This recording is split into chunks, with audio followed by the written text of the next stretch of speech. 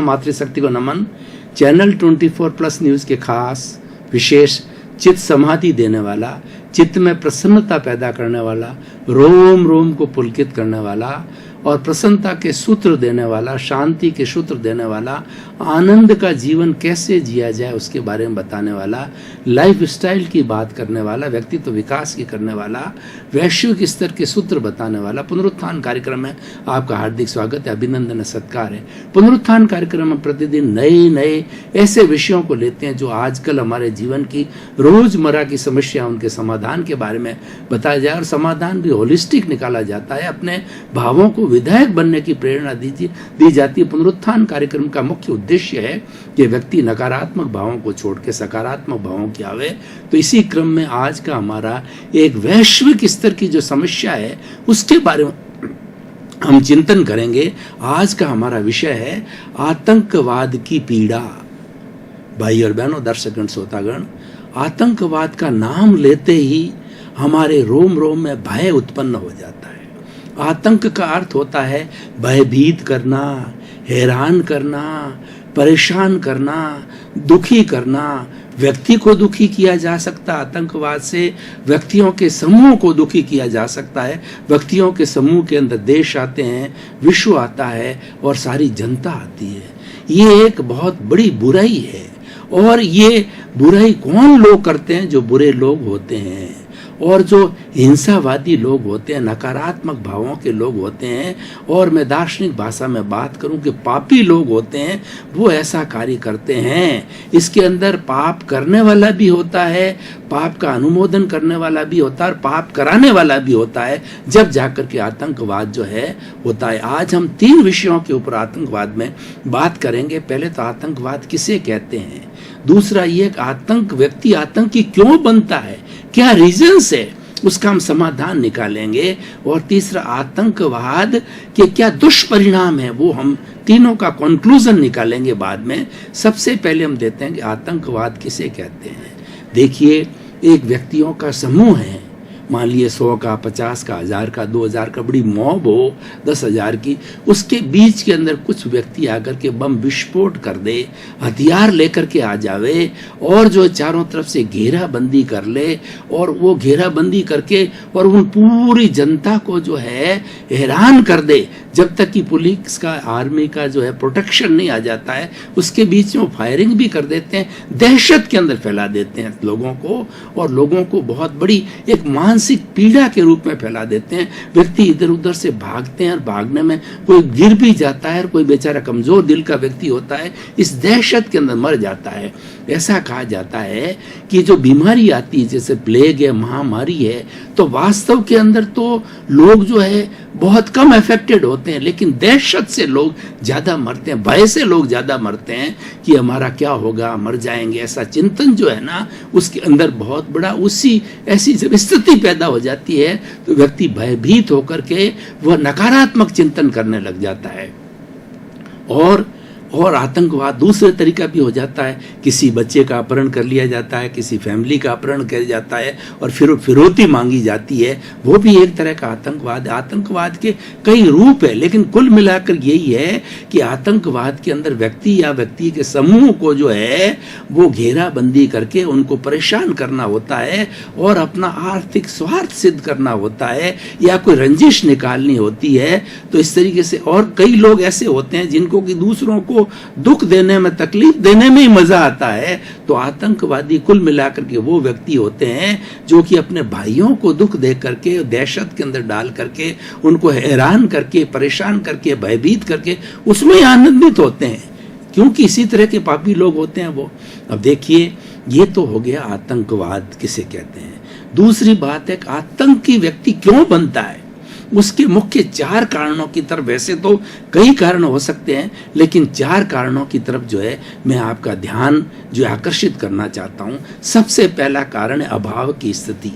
कई बार क्या होता है कि व्यक्ति के घर में इतना अभाव होता है कि 2 टाइम की रोटी, 2 जून की रोटी भी नहीं मिलती है, स्वयं को भी नहीं मिलता है, अपने परिवार को भी नहीं मिलती है, एक नहीं लंबे लंबे समय तक उनको भूखे रहना होता है। ऐसी उनकी कमजोर स्थिति होती है। तो ऐसी स्थिति के अंदर वो व्यक्ति क्या होता है कि गलत लोगों के चुंगल में फंस जाता है। उसको तो इनके प्रकार पैसे की आवश्यकता होती है, रोटी की आवश्यकता होती है, और हिंसा का सबसे बड़ा कारण रोटी है, ये हिंसा करवाती है। तो ऐसे लोगों के चुंगल में आकर के अभावग्रस्त व्यक्ति जो है वो आतंकी बन जाता है। और कुछ इस तरह के गिरोह होते हैं, कुछ इस तरह के जो है वो ऑर्गेनाइजेशंस होते हैं, मैं किसी का नाम नहीं लेना चाहता हूँ। पाकिस्तान के ऐसे ऑर्गेनाइजेशन को बहुतों को पाला जाता है। ऐसे कुछ कंट्रीज है जो कि आतंकवाद को फैलाते हैं। हालांकि वो विश्व बहुत लिमिटेड है, लेकिन एक मछली सारे तालाब को गंदा कर देती है। इसका अर्थ यह है कि भले ही पूरे विश्व के 210 देशों में 5-10 विश्व के 5-10 देश ही ऐसे हो जहां आतंकवाद को पनाह दी जाती है, आतंकियों को पैदा किया जाता है, आतंकियों की वहां पर ट्रेनिंग दी जाती है, और वहीं उनका मेन अड्डा होता है। वो दहशत फैलाना चाहते हैं इसके माध्यम से, और वो देश जो है सुप्रीमो बनना चाहता है विश्व के सामने, लोग उससे डरे, और इस तरीके से वो ऐसी उनकी मानसिक स्थिति की वजह से ऐसा होता है। खैर, सबसे बड़ा कारण जो है अभावग्रस्त होना। दूसरा क्या है कि व्यक्ति का तिरस्कार होना।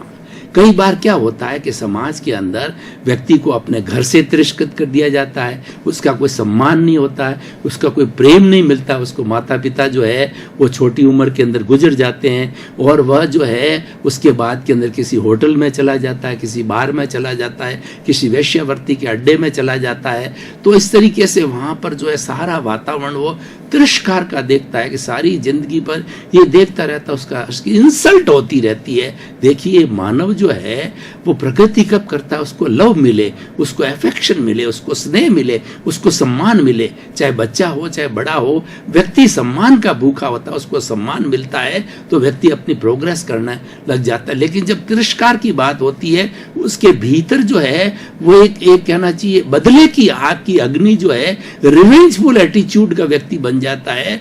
और रिवेंजफुल का एटीट्यूड का व्यक्ति होने से वो देखता है मैं तो घर वालों से जो है बदला लूंगा, समाज वालों से बदला लूंगा, और इस तरीके से वह क्या है कि आतंक के चुंगल में चला जाता है और आतंकी बन जाता है। ये दूसरा कारण। अब तीसरा कारण जो बताते हैं कि आर्थिक और लोभ की स्थिति। कई बार क्या होता है कि व्यक्ति धन कमाना चाहता है। अब क्या है कि वास्तव में धन कमाने के बहुत से रास्ते होते हैं। व्यापार कीजिए, नौकरी कीजिए, खेती कीजिए, कुछ भी करके पढ़ लिख करके अच्छे जो मल्टीनेशनल कंपनी में लग जाइए। ये तो एक सही तरीके से काम करने का, क्योंकि अर्थ के बिना तो काम चलता ही नहीं है। तो आर्थिक स्थिति, लोभ व्यक्ति जब ज़्यादा आता है, लोभ भी कैसा कि वो जो है बिना कुछ किए बहुत कुछ प्राप्त हो जावे। ऐसे लोग, कुछ एम्बिशियस लोग होते हैं जो कि जो है बहुत कम काम करके बहुत कुछ कमाना चाहते हैं। तो उनका ये चिंतन होता है, और वो उसके लिए कोई बहाना ढूंढते हैं, कोई व्यक्ति का साथ ढूंढते हैं। देखिए, व्यक्ति जैसी भावना करता है ना, उसको वैसा व्यक्ति मिल जाता है। अगर आपके परोपकार की भावना है, आपके भीतर संत प्रकृति, आपके भीतर मैत्री का भाव तो है, तो आपको एक संत टाइप का व्यक्ति आपको मिल जाएगा गाइडेंस देने के लिए। अच्छा टीचर मिल जाएगा, अच्छे माँ बाप मिल जाएंगे, अच्छे फ्रेंड मिल जाएंगे। और देखिए, दूसरी तरफ व्यक्ति शराबी होता है तो उसको नशेड़ी होता है, उसकी संगत हो जाती है। इसीलिए कहा जाता है कि man is known by the company he keeps. व्यक्ति जैसी संगत में रहता है उसके अनुरूप जाना जाता। हमारे राजस्थानी में कहावत है, कालिया कने बैठे तो कालियर गुण लेवे, गोरिया कने बैठे तो गोरियर गुण लेवे। इसका अर्थ ये हुआ कि आप बुरे व्यक्ति के पास में बैठोगे तो बुरी संगत मिलेगी, उसका असर आपके पास में आएगा। आप इतने बड़े महान व्यक्ति नहीं होते कि सूरदास की काली कमरिया चढ़े न दूजो रंग। ऐसे तो बहुत ही दुर्लभ व्यक्तित्व होते हैं जिन पर कोई प्रभाव नहीं पड़ता है। जैसे कि चंदन का पेड़ होता है, उसमें भुजंग कितने लिपटे रहते हैं, कितना जहर छोड़ते हैं, लेकिन वह तो फिर भी शीतलता देता है, सुगंध देता है। पर ऐसे व्यक्ति बहुत कम, सामान्य व्यक्ति प्रभावित हो जाता है।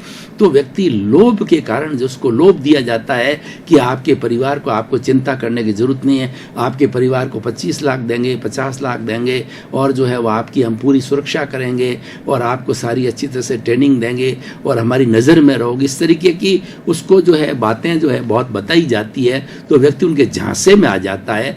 झांसे में आकर के, और वह लोभ के वशीभूत होकर के आतंकी बन जाता, आतंकवादियों के गिरोह के अंदर चला जाता है।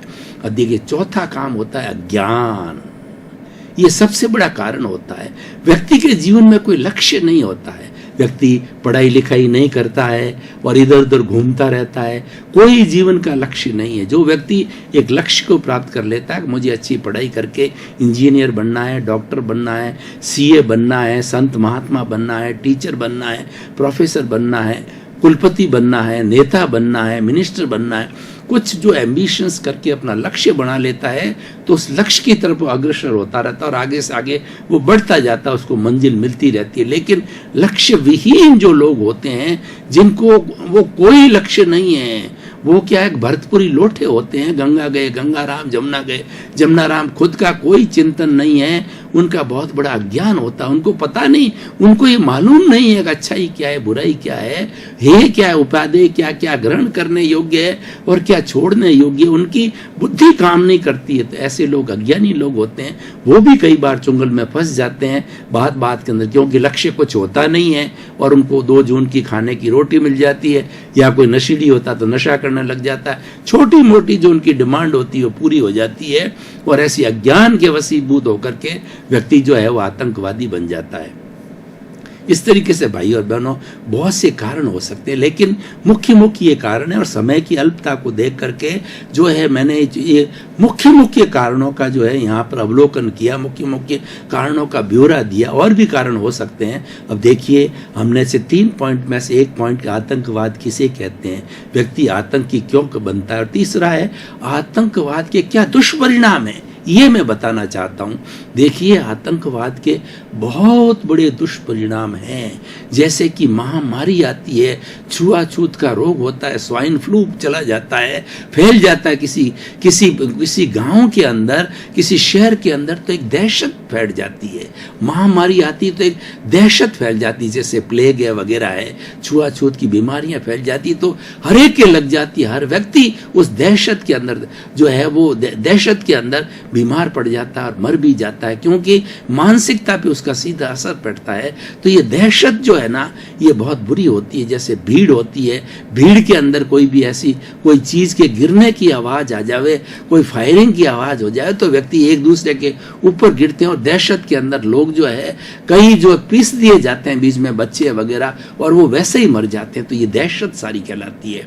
तो आतंकवाद का सबसे बड़ा दुष्परिणाम क्या है कि दहशत फैल करके बहुत से व्यक्ति तो बिना कारण ही बीमार पड़ जाते हैं, मर जाते हैं, हार्ट अटैक हो जाता है, और इस तरीके से वो आदमी जो है कई कारणों से एक अपाहिज टाइप बन जाता है, लूला हो जाता है, लंगड़ा हो जाता है, अंधा हो जाता है। तो ये आतंकवाद का दुष्परिणाम है। अब देखिए, आतंकवाद जहाँ फैलाया जाता है, मैं आपको कुछ उदाहरण देता हूँ कि एक जो है फ्लाइट उड़ रहा है, उसके अंदर कुछ आतंकवादी भेष बदल करके, और जो है वो कहना चाहिए हथियारों के लय सहित जो है वो उसके भीतर घुस गए। पहले अपनी सिविल ड्रेस में थी, अपना जो है वो उन्होंने पासपोर्ट वगैरह नकली बना लिया और चकमा दे करके वो भीतर घुस गए। अब जो एक पैसेंजर के रूप में, अब जो फ्लाइट उड़ती है तो आकाश में तो कहाँ से प्रोटेक्शन मांगे, कोई अंदर तो हथियार होते नहीं है।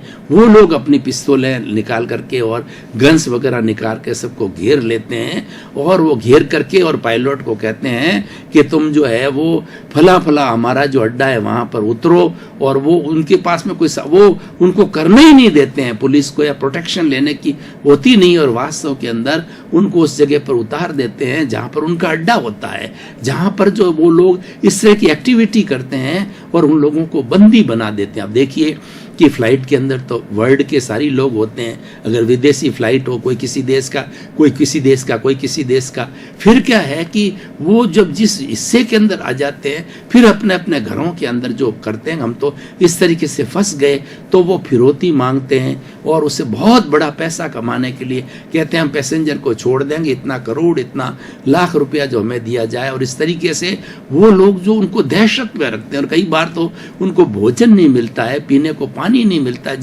जब उनको कैप्चर कर दिया जाता है तो उनके शरीर की मूलभूत आवश्यकता होती है, वो भी आदमी फ्रेश भी नहीं हो सकता है, तो इतना दहशत के अंदर व्यक्ति फैल जाता है। देखिए कितनी बड़ी, एक आदमी को तो सुख मिलता है, एक दुख की परिस्थिति में सुख के अंदर तो आदमी सारी जिंदगी निकाल सकता, और दहशत के अंदर तो आदमी ज्यादा रह ही नहीं सकता, क्योंकि भय ऐसी चीज है जो कि हमारे सारे शरीर के तंत्र को जो है खराब कर देता है, नाड़ी तंत्र को खराब करता है, और हमारे जितने भी सिस्टम है, ब्लड सर्कुलेशन है, उत्सर्जन है, पाचन शक्ति है, सब पे, सोच के ऊपर, बुद्धि के ऊपर, सब पे प्रभाव डालता है। दहशत एक बहुत बुरी चीज होती है, पूरे शरीर को बिगाड़ देती है, और व्यक्ति कुछ क्या करे, कोई निर्णय भी नहीं ले पाता है, और हक्का बक्का रह जाता है, कई बार पागल हो जाता है, कई बार कोमा में चला जाता है, कई बार ब्रेन हेमरेज हो जाता है, क्योंकि दहशत के अंदर। तो ये बहुत बड़ा दुष्परिणाम है। अब मैं देखिए कुछ ऐसी बातें बताता हूं जो कि बहुत से हो चुके हैं, उनकी बात बताऊं कि हमारे ताज होटल जो है बॉम्बे के अंदर,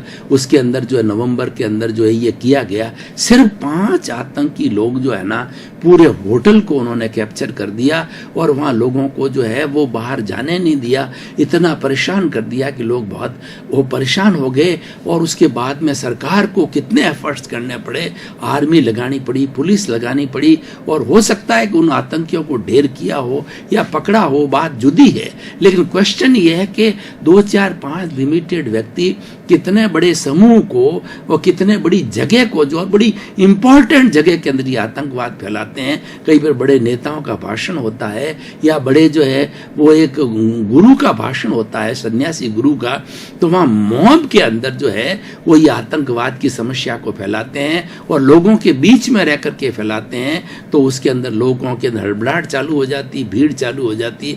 ऐसी समस्या फ्रांस जैसे देश के अंदर हो गई कि वहां पर उन्होंने स्कूल के अंदर बच्चों के ऊपर कब्जा कर दिया। ऐसे बहुत से उदाहरण हॉस्पिटल के अंदर हो जाती है। आतंकवादियों का कोई जो है ना ठिकाना नहीं होता। ये लोग क्या करते हैं कि ये बड़े, इनके पास के अंदर गवर्नमेंट से ज्यादा जो है इनके पास के अंदर सुविधाएं होती है, वो इंटरनेट की क्या, मोबाइल की क्या, और जो लेटेस्ट जो जितने भी हथियार होते हैं वो, और हथियार को चलाना किस परिस्थिति में कैसा करना, जितनी सरकार हमारी पुलिस या आर्मी को ट्रेनिंग नहीं देती, उससे ज्यादा ये ट्रेनिंग प्राप्त होते हैं कि उनके पास के अंदर 2 नंबर का बहुत पैसा होता है। उनका काम यही है कि दहशत फैला करके और लोगों को परेशान करना, और उसी में उनको खुशी होती है, और उसी में जहाँ जहाँ हिंसा होती है, जहाँ तकलीफ होती है, उसी में उनकी प्रसन्नता है, उनका ऐसी मानसिकता होती है। तो इस तरीके से भाई और बहनों, दर्शकगण, श्रोतागण, ये हमने 3 बातों के ऊपर जो फोकस किया कि आतंकवाद क्या है, व्यक्ति आतंकी क्यों बनता है, आतंक के तो ऐसे बहुत से अनेकों उदाहरण हैं जिसके दुष्परिणाम निकलते हैं। अब देखिए कि अब हम क्या समाधान ढूंढना चाहते हैं। हमारा पुनरुत्थान कार्यक्रम जो है ना, ये उसको इस समस्या के साथ साथ में समाधान ढूंढना चाहता है। तो समाधान के लिए ये है कि विश्व स्तर के ऊपर हम देखें तो विश्व बहुत बड़ा है, 210 कंट्रीज का विश्व है, बहुत से पावरफुल, अमेरिका जैसे, इंग्लैंड जैसे, भारत जैसे, चीन जैसे बड़े बड़े पावरफुल कंट्रीज है। तो उनको जो है ये एक लिस्टेड करना चाहिए कि ऐसे ऐसे कौन से कंट्रीज है जहां पर ये आतंकवाद फैल रहा है, और वो ज्यादा नहीं है, 5-10 कंट्रीज के अंदर ये आतंकवाद फैलता है। वहाँ अड्डे हैं, उनके ऑर्गेनाइजेशन है, और ये यूएनओ वगैरह विश्व के बड़े बड़े कंट्रीज को सब मालूम है। तो वहां पर यूएनओ के अंदर ये निर्णय लिया जाना चाहिए कि ऐसा जो आतंकवादी देश है, जो आतंकवाद को पनाह देता है, उनको किसी तरह की हेल्प सारी रोक देनी चाहिए। और जब हेल्प रोक दी जाएगी, उनको न उनका आवागमन किसी दूसरे कंट्री में अलाउ करना चाहिए, वो अपने अपने देश के अंदर रहे। जब उसको एब्सोल्यूट डिस्कार्ड कर दिया जाएगा उस कंट्री को, और वो दूसरे कंट्री जो 210 कंट्री में, मान लीजिए 10 जो कंट्रीज में काम होता है, 200 कंट्रीज से जब डिस्कार्ड हो जाएंगे, उनके लोग इधर उधर जा नहीं पाएंगे, कोई बिजनेस नहीं कर पाएगा, कोई चीज एक्सपोर्ट होती है, कोई इंपोर्ट होती है, वो सारा आर्थिक चक्र उनका रुक जाएगा। उससे वो लोग जो प्रभावित हो जाएंगे, भयभीत हो जाएंगे, और वो मजबूर हो जाएंगे आतंकियों को यूएनओ को सुपुर्द करने के लिए, या जिस कंट्री के सुपुर्द करने के लिए लोग हैं उनको जो है वो इस तरीके से वो मजबूर हो जाएंगे। दूसरा क्या है कि समाज को भी इसके लिए कार्य करना चाहिए। समाज को कुछ ऐसे लोग जिनके अंदर की अभाव की स्थिति है, तिरस्कार की स्थिति है, मालूम पड़ जाता समाज के अंदर कि कौन सा व्यक्ति आतंक की नेचर बनने जा रहा है, उस स्टेज के ऊपर उसको समझाना चाहिए, उसका हृदय परिवर्तन करना चाहिए। तुम जिस लाइन में जा रहे हो, ये लाइन जो है वो बहुत ही बुरी लाइन है, और ये लाइन से तुम्हारा स्वयं खतरे में पड़ जाओगे, बदनाम हो जाओगे, ये मनुष्य जीवन है ये बेकार हो जाएगा, आपके परिवार को जो है बहुत बड़ी क्षति भुगतनी पड़ेगी। उसका हृदय परिवर्तन करके हम आतंकवादी को रिहेबिलिटेशन करके, उसको गवर्नमेंट को चाहिए कि ऐसे ऐसे लोगों को पिन पॉइंट करके, चौक आउट करके, चिन्हित करके ऐसे परिवारों को अपने बजट से जो विशेष स्थान दिया जाए, ताकि व्यक्ति आतंकवादी बने ही नहीं। और जितने भी ये आजकल जो है माओवादी है या जितने भी बहुत से और भी हमारे नक्सलिस्ट है वगैरह, सारा सबका एक तरह से ये आतंकवादी है, वो सारे लोग ऐसे ही बनते हैं। तो हमारे समाज के अंदर ये बुराई न पनपे, उसके लिए समाज के लोगों को प्रयास करना चाहिए और सरकार को भी मिलकर के प्रयास करना चाहिए कि ऐसे जो लोग अभावग्रस्त हैं और जो लोग तिरस्कृत लोग हैं, और जिन लोगों को मालूम पड़ जाता, समाज के अंदर हर व्यक्ति को, गांव के अंदर ऐसा कौन सा व्यक्ति मालूम हो जाता, तो सरपंच की ड्यूटी बनती है कि सरकार से जो है उसको हेल्प दिलानी चाहिए। हर चीज मालूम होती है, गांव तो एक छोटा सा होता है, अपने आप मालूम पड़ जाता है। और शहर के अंदर भी पुलिस को सब ध्यान होता है कि आतंकवाद कहाँ पनप रहा है, नक्सलिस्ट के कहाँ पर अड्डे, उनसे छुपा नहीं है, क्योंकि उनको पता है कि सारा सोर्स वहीं से निकलता है। जितने अपराध निकलते हैं वो इन्हीं अड्डों से निकलते हैं। अपराध का, आतंकवाद भी एक अपराध है, अपराध के अड्डों की पुलिस को सब जानकारी होती है। और सेंट्रल लेवल पे क्या, स्टेट लेवल पे क्या, हमारे गांव के लेवल पे क्या, तहसील के लेवल के ऊपर क्या, ये अगर इस तरीके से ध्यान दिया जाए तो आतंकवाद की समस्या के ऊपर स्थानीय रूप से अंकुश हो सकता है, और राष्ट्रीय स्तर पर अंकुश हो सकता है, और विश्व के स्तर पर अंकुश हो सकता है। और आज जो आतंकवाद जहाँ फैल रहा है, जहाँ आतंकवादी ऑर्गेनाइजेशन है, वो सब भयभीत है। पूरा विश्व जो है आतंकवाद की समस्या से भयभीत है। तो बहुत थोड़े कंट्रीज थोड़े हैं, और कोई आतंकवादी लोग तो अंगुलियों पे गिनने वाले हैं। ऑर्गेनाइजेशन भी बड़े बड़े नहीं है, सबको मालूम है, लेकिन क्या है कि उनका कोई रास्ता नहीं निकल रहा। उनका रास्ता तो यूएनओ ही निकाल सकता है। ऐसे कंट्रीज को सब तरह की हेल्प जो है बंद कर देनी चाहिए। यूएनओ में प्रस्ताव लिया जाना चाहिए कि आतंकवादी जो देश है, जहाँ से इनका ओरिजिन है, जहाँ से इनका सोर्स है, उनका बाइकआउट कर दो। जब बाइकआउट कर दिया जाएगा तो सारा आवागमन उनका रुक जाएगा। दर्शकगण, श्रोतागण, भाई और बहनों, आपका बहुत बहुत धन्यवाद। पुनरुत्थान कार्यक्रम के अंदर हम जीवन की समस्याएं लेते हैं, बाहरी जगत की समस्याएं लेते हैं, भीतरी जगत की समस्याएं लेते हैं, और साथ साथ में उसका समाधान भी ढूंढते हैं। समाधान भी सटीक होता है, समाधान भी ऐसा होता है कि सर्वमान्य समाधान हम लेते हैं, लॉजिकल समाधान लेते हैं। इसलिए पुनरुत्थान कार्यक्रम में आप हमारे साथ जुड़े रहिए, क्योंकि हमारा जो मुख्य उद्देश्य है कि नकारात्मक भावों को हटा करके सकारात्मक भाव उत्पन्न हो, यही पुनरुत्थान कार्यक्रम का जो है मुख्य उद्देश्य है। और हम चाहते हैं कि विश्व के सब जीवों को सुख मिले, शांति मिले, आनंद मिले, प्रेम मिले और मोक्ष मिले। इसी क्रम में आपका जीवन आनंदमय हो, मंगलमय हो, सुखमय हो। आप शतायु होकर के अपने परिवार के साथ सोसाइटी का खूब परोपकार करके और अपने जीवन को धन्य बनावें। आपके प्रति मंगल भाव।